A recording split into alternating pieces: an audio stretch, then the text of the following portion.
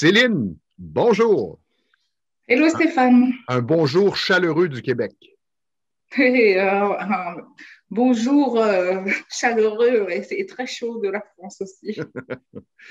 Aujourd'hui, on va commencer avec les questions parce qu'il y a eu quelques questions au fil des dernières semaines. J'ai donc noté les questions. On va les aborder l'une après l'autre et ça va nous permettre aussi d'expliquer ou peut-être de faire une récapitulation de ce qui a été abordé depuis le début de ces capsules, de cette série.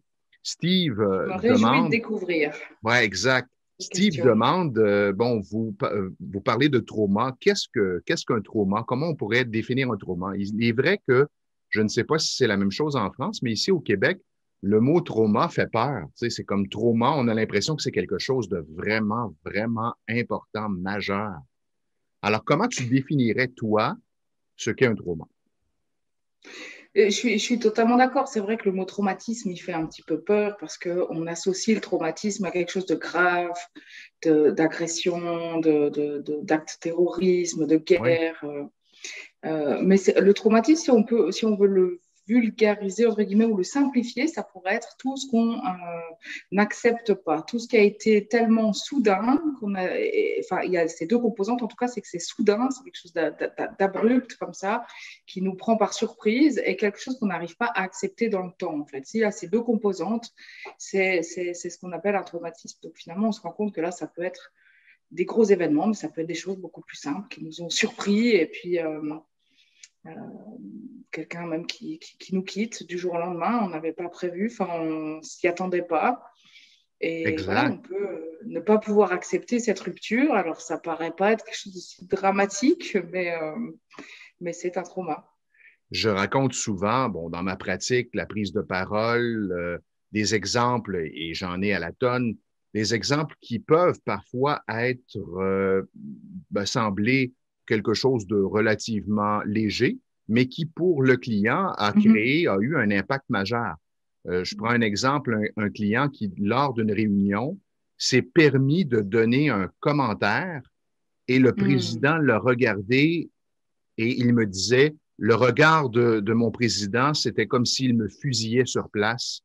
Et maintenant, à chaque fois que je participe à une réunion, Et je pense à ça. tremble même parfois avant la réunion. Et c'est un dirigeant, là. C'est pas quelqu'un qui a 18 ans, parce que là aussi, il faut expliquer Mhm. que Mhm. il n'y a pas Mhm. d'âge pour vivre un Non. trauma. Il y a des gens qui se disent, moi j'ai des clients, ma plus vieille cliente avait 78 ans, même j'en ai eu une qui avait plus de Mhm. 80 ans, mais ça Mhm. ne Ça m'est veut pas arrivé dire aussi, que oui. plus on avance en âge, plus on est libéré de tout ce qui nous a Non. emprisonné une grande partie de notre vie.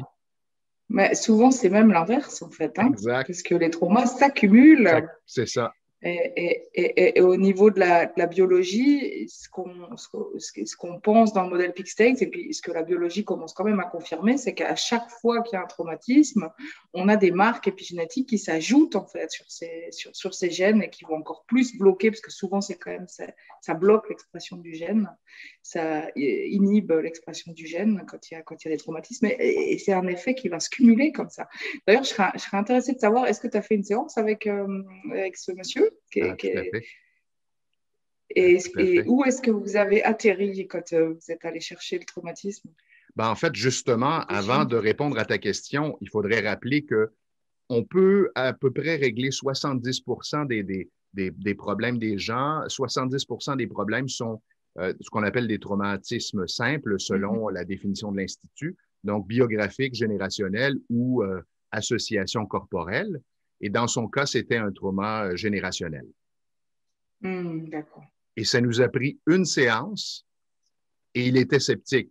Alors, après une séance, Mhm. et ça va répondre à la question de Chantal qui nous demandait combien de séances ça peut prendre. Ça dépend, mais dans ce cas présent, ça a pris une séance. La personne était très sceptique. Elle Mhm. me disait, parce qu'on va toujours chercher un événement. Dans son cas, c'était clair, l'événement. Et sur une échelle de 0 à 10, il était à 9 en intensité. Et après avoir fait le nettoyage, il était à 0 dans un état de calme, de Mhm. légèreté. Donc, on sait que le processus est terminé. Et là, il était sceptique. Mhm. Il était en train de me dire que je ne vivrai plus ça dans les réunions. Je lui dis, écoute, Mais ça, vis c'est fou. ouais, vis l'expérience, on en reparle la semaine suivante, Il a eu 2 réunions dans la semaine suivante, il me dit, c'est incroyable. Il dit, je me sens mieux qu'avant. Ben oui, c'est sûr, c'était un trauma générationnel, donc quelque chose que Donc, tu c'était portais. déjà présent avant Et le voilà. fameux regard du directeur. Voilà, exactement. Alors, c'est fascinant Et de vivre ces expériences.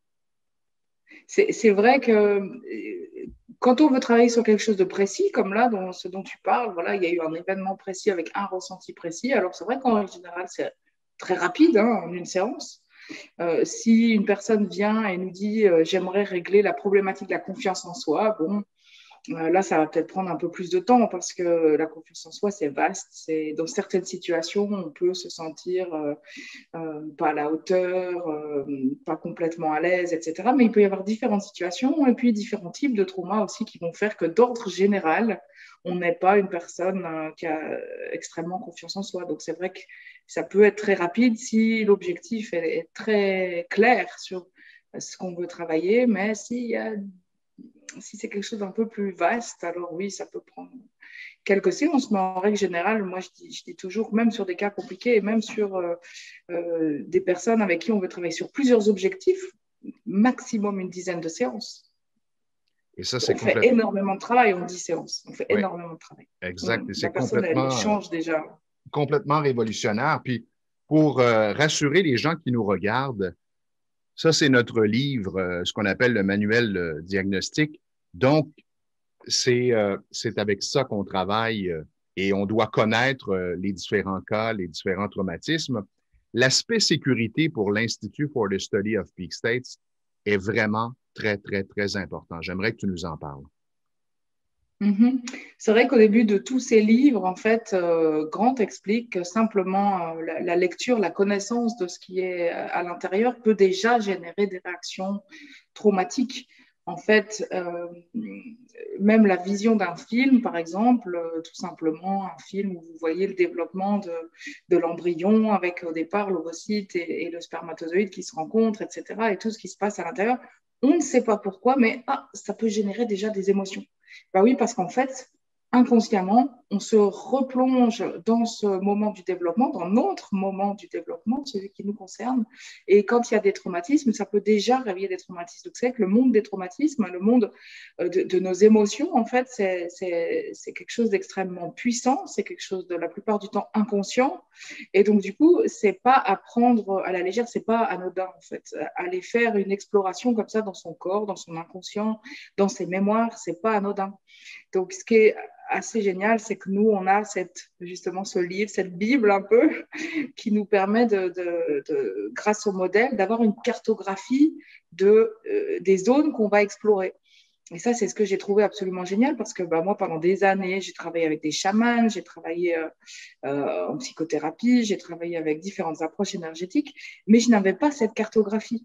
Donc, en fait, c'est vrai que ça peut être risqué, même si, heureusement, c'est très rare, mais je veux dire, je connais des personnes qui travaillaient, par exemple, avec la régression, qui allaient visiter des vies antérieures, et puis, à un moment donné, la personne se retrouvait sur un champ de bataille, complètement paralysé, avec l'impression de mourir. Et puis, le thérapeute, pourtant, il était expérimenté, mais là, il a eu du mal à faire revenir la personne, quoi. Et puis, pendant des semaines, elle a été pas bien, etc.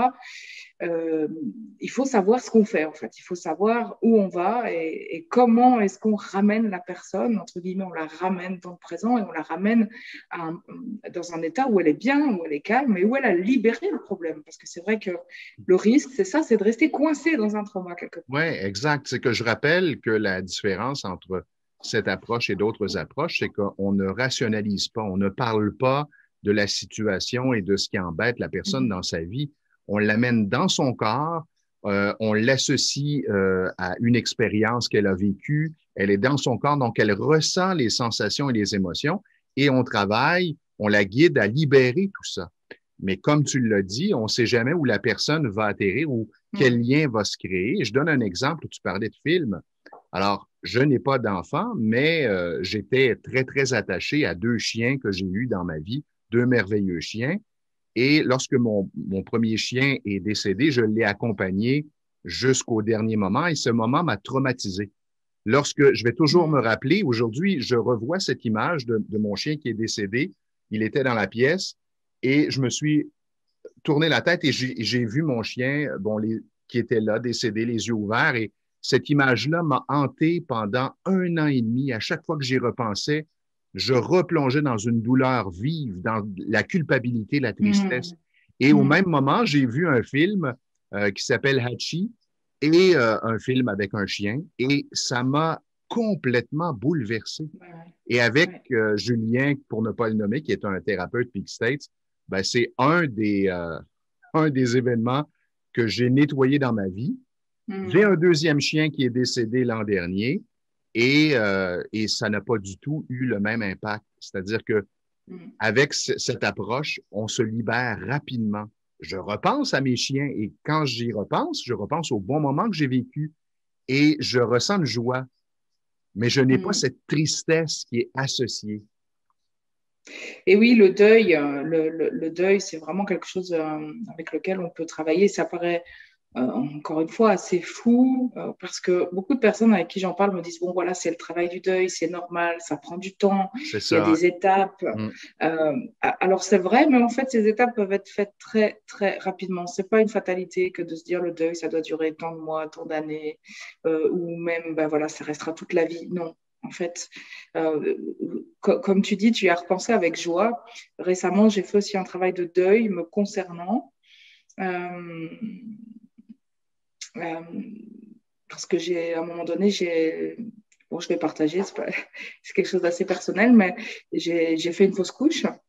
Et voilà, heureusement qu'avec les Pixels, avec des collègues, j'ai pu travailler sur cet événement. Et en fait, en quelques jours, je suis passée de cette tristesse, de ce désespoir à en fait la gratitude parce que j'ai pu comprendre aussi tout ce que ça m'a amené en fait, tout ce que j'ai vécu pendant ce laps de temps, ce que cette petite âme est venue m'apporter en fait, et c'est vrai que ça paraît assez fou parce que il y a un avant puis un après.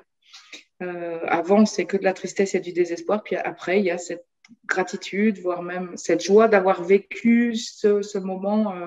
Donc, je ne parle pas du deuil, mais je parle d'avant, en fait, de ce que ça m'a déjà amené dans cette petite période avant. Puis voilà, je pense que toi, quand tu repenses à tes animaux, c'est un peu la même chose.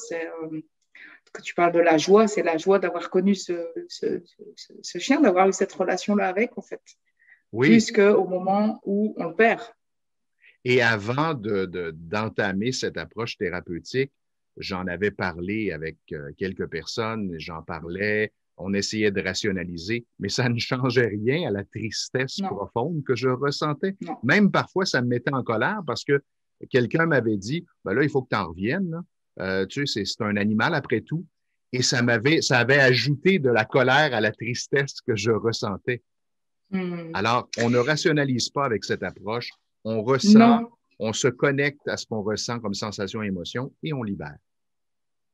mais surtout quand on parle justement de traumatisme, là, pour le coup, et avec avec la thérapie Pixex, avec le modèle, en fait, ce qu'on comprend, c'est que, une fois de plus, la tristesse qu'on va ressentir n'est pas en lien avec exactement cet événement-là, même si ça paraît soit normal, soit exagéré, soit etc., etc. Tout ça, c'est en effet des rationalisations qui n'ont pas lieu d'être. Quand la blessure, elle est ouverte, en fait, elle est juste douloureuse, on ressent juste la tristesse, le désespoir.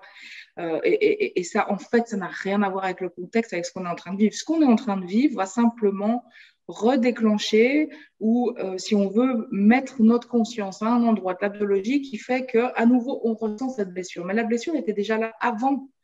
Donc, en fait, c'est quelque chose qu'on porte, qui était déjà là avant et qui peut être en lien avec, de toute façon, des événements extrêmement traumatisants, mais qui nous concerne parfois pas, en fait. Donc, l'origine n'est pas forcément dans notre vie à nous, mais en tout cas, elle est là dans notre biologie, on en porte la mémoire, et c'est ce qui fait qu'à un moment donné, ça va être activé, et on va en souffrir de manière terrible, même si ça paraît être des choses toutes simples, toutes anodines.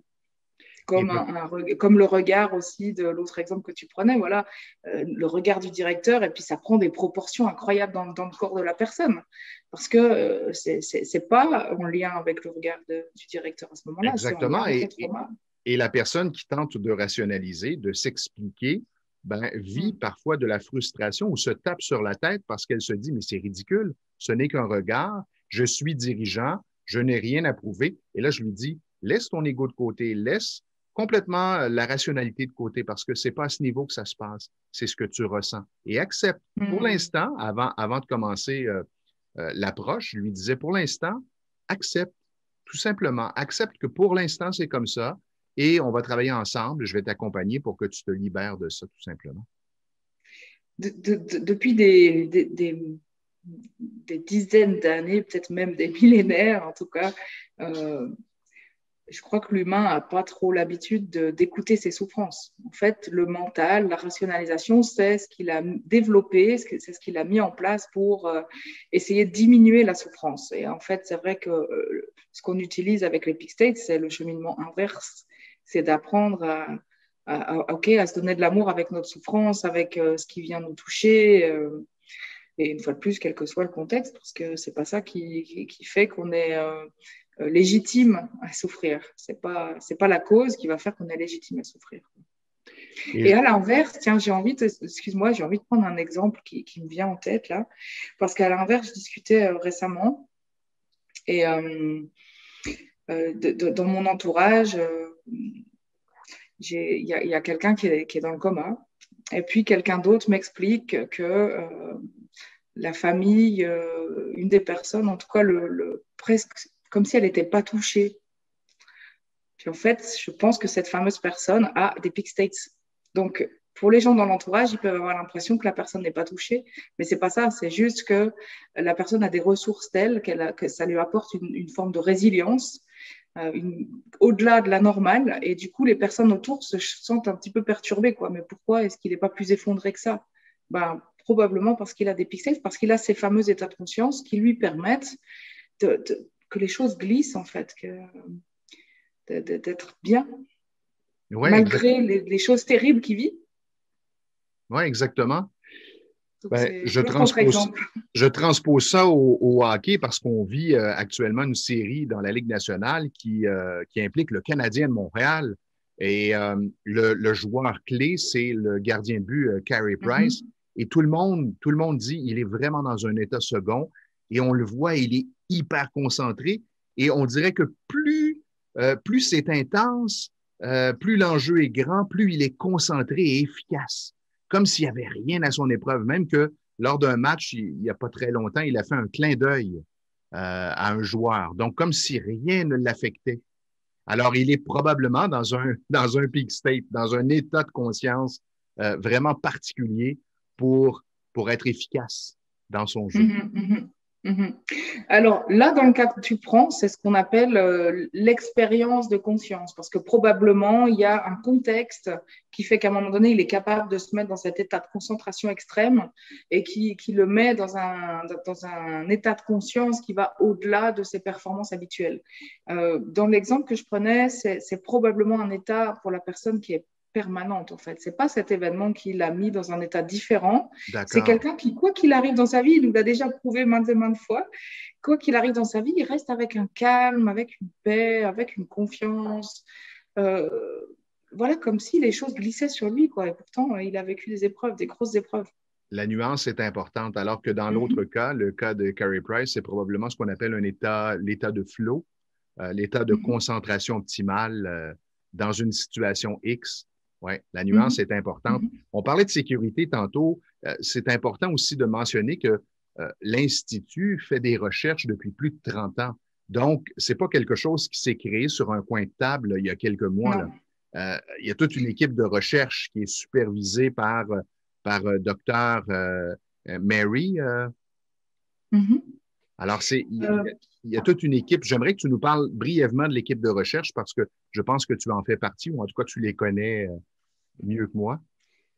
Oui, tout à fait. C'est vrai que je fais partie de l'équipe de recherche depuis quelques mois. Maintenant, c'est assez récent, mais on est en train de développer tout un nouveau pan d'application et même du domaine de la psychobiologie qui s'appelle la psycho-immunologie, mais on en parlera probablement un peu plus tard dans nos capsules.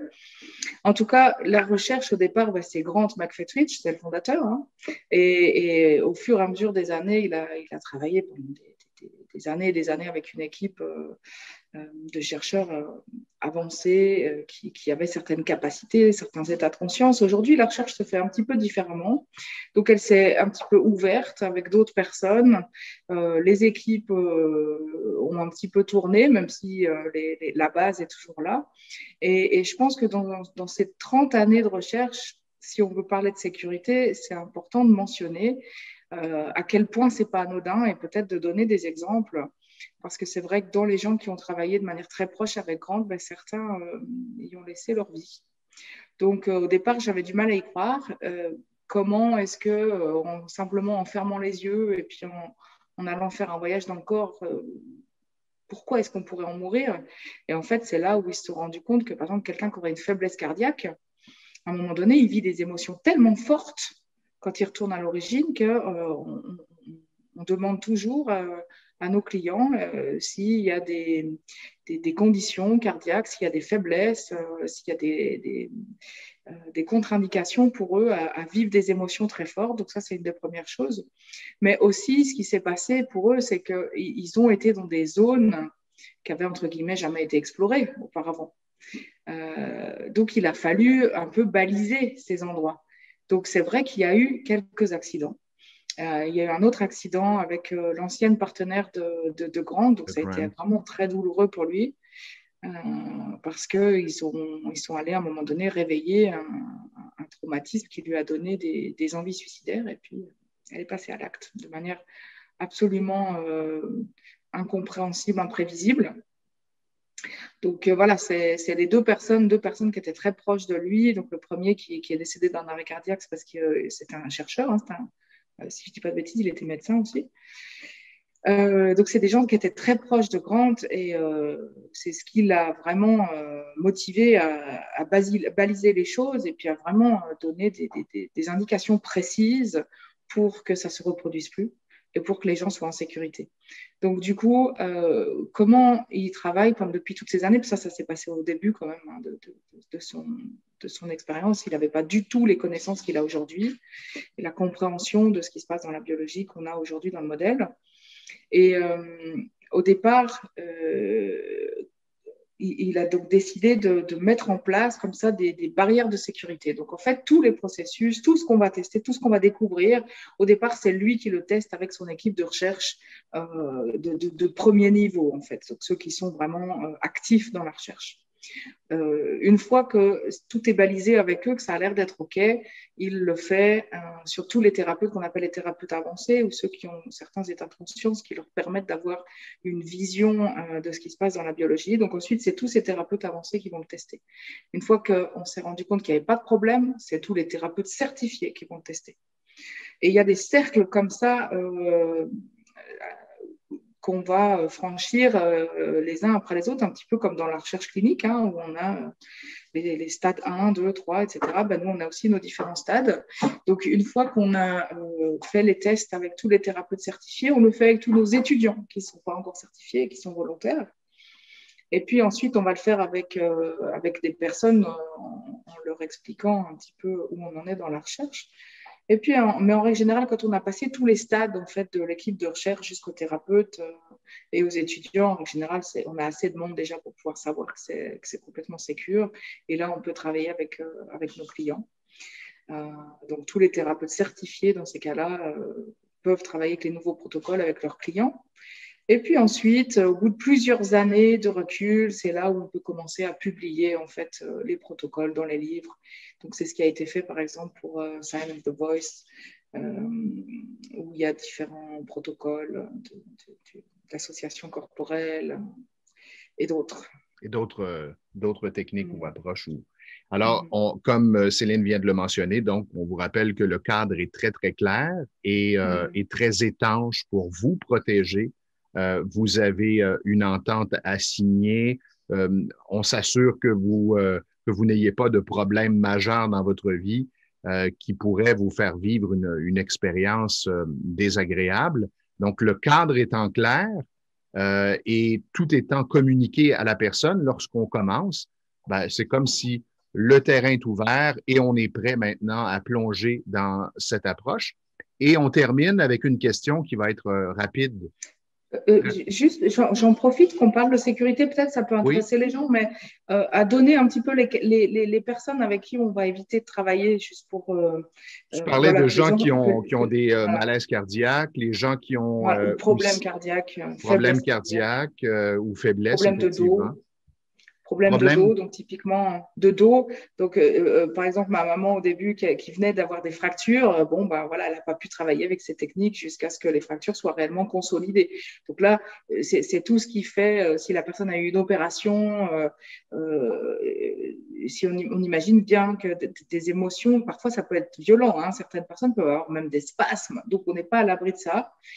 C'est pour ça qu'on prend ce genre de précautions. Donc, si une personne elle vient d'être opérée ou autre, ben, on ne va pas travailler avec ces techniques non plus. Sauf si on la connaît déjà, par exemple. les gens qui ont déjà pensé qui ont déjà eu des pensées suicidaires, Mhm. dans les dernières années particulièrement. Alors, on évite de travailler avec ces gens-là. Les gens qui Ou alors, il faut penser à consomment, des personnes spécialisées. ouais, Mhm. exactement. Les gens qui ont des problèmes de personnalité multiples, par exemple, qui ont été diagnostiqués. Et quand on n'est pas certain, on suggère même aux gens d'aller vérifier, de poser la question à leur médecin pour s'assurer Mhm. que tout soit nommé clair pour les deux parties Mhm. avant de commencer Mhm. l'approche. Et le diabète aussi, c'est une des choses, c'est pas forcément une contre-indication, mais c'est vrai qu'on va faire attention que la personne soit bien régulée, qu'elle ait tout ce qu'il faut, parce que une fois de plus, les résolutions de traumatisme qu'on va faire, les guérisons, les libérations de traumatisme vont faire qu'à un moment donné, le corps peut avoir une réaction ou alors avoir un besoin accru d'énergie. Donc, on fait aussi attention à tout ça pour les personnes diabétiques. C'est le dernier exemple, je pense, qui est important de citer.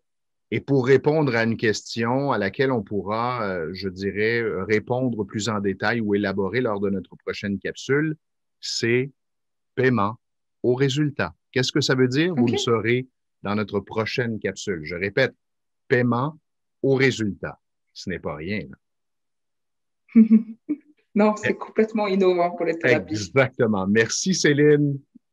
Merci Stéphane. Belle semaine Alors, à toi bisous et du à très Québec. bientôt à tout le monde. Bye. Ciao.